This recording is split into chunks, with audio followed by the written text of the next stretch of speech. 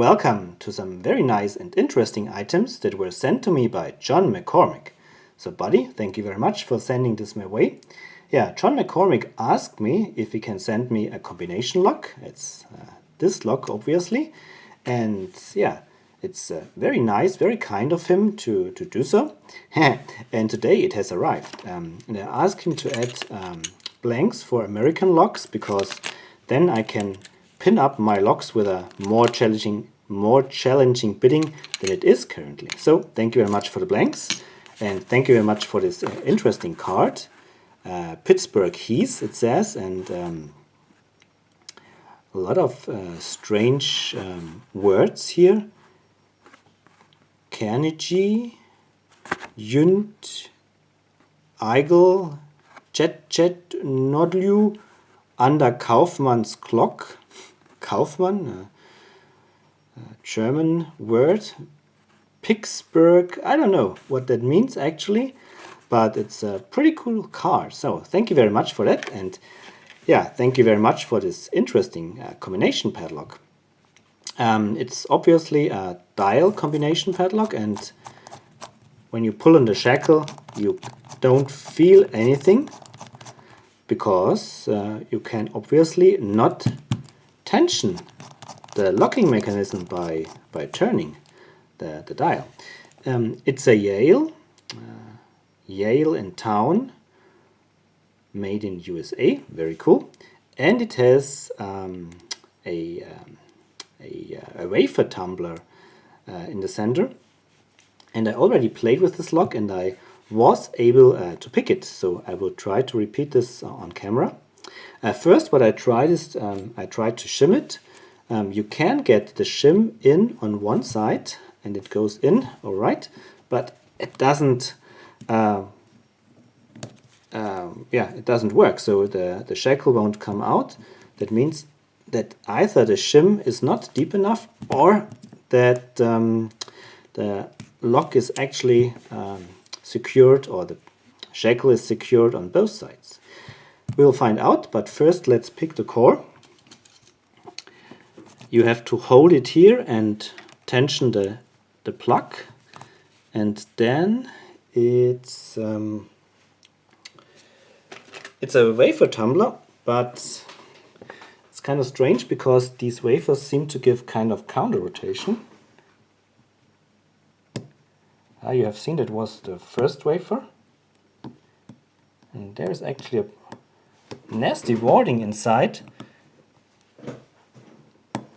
It was another wafer, and I think the first one dropped. I said it again.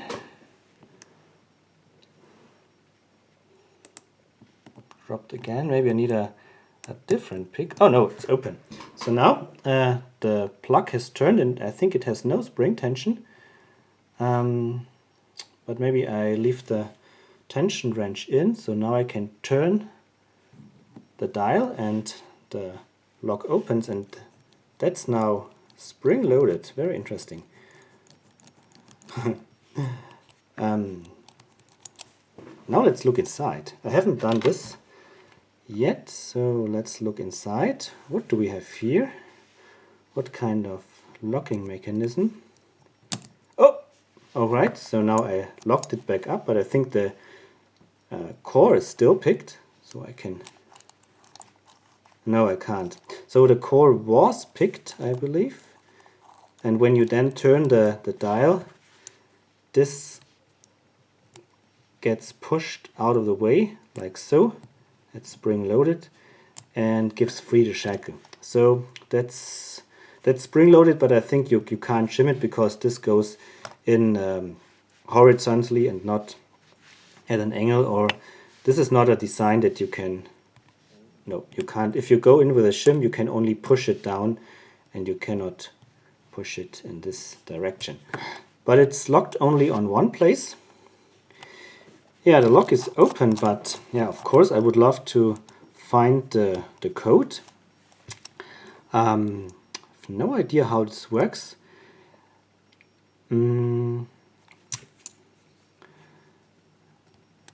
Maybe if I somehow manage to get this out of the way, I can look inside, and then maybe I can see the wheels turning. Let me try to do this off camera, and I will be back with hopefully some news. Alright, I think I have to declare defeat, because this seems to be more like a safe than a cheap combination padlock. We have this override option that gives us an easy opportunity to open up the lock, but beside of this, I believe the code will stay a secret. And that's because of the locking mechanism. There is this plate here at the end. When we push on it, simulating the shackle going in, it closes. So this horizontal bar pops out and we have a rectangular cutout. And this means no matter how hard we pull on the shackle, we will not be able to tension the locking mechanism. Now, as long as the lock is picked, we can turn it back and you can see how this retracts. I need a tension wrench for that. And now it's open again. So that means I cannot look inside, and it means also that I cannot use the shackle pulling out to tension the locking mechanism. The only option that I would have is to listen and to feel, because I think inside of this lock we have a little spring-loaded mechanism with a bar. When we turn all the discs to the correct position, the cutouts or the gates will line up and the bar will fall in, and then this this locking bar here can be retracted, but there is no possibility to tension this element here. So I'm not a safecracker, unfortunately. That means that that's as far as I can go with working on this lock. Nonetheless, it's a pretty cool lock, and it has this override option, and the pick is actually also a pretty interesting one because it's a wafer lock with counter rotations. That's pretty fun. Yeah, John Mccormick, thank you very much for sending this lock my way. If you know the combination, please let me know. And yeah, everybody else, thank you very much for watching. Happy picking and bye bye. Quick addendum, I have another idea to lock it back up and to stick something in so that I can tension the locking mechanism, but this also does not give any kind of feedback here, which I could use for decoding.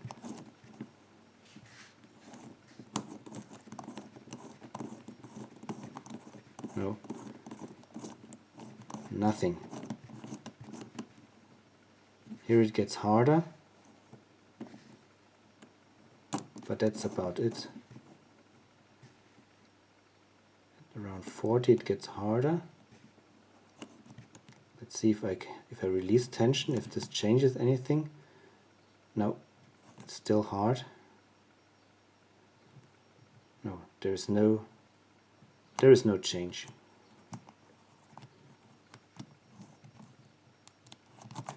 No idea. So that's it. Thanks for watching. Happy picking and decoding. Cheers and bye bye.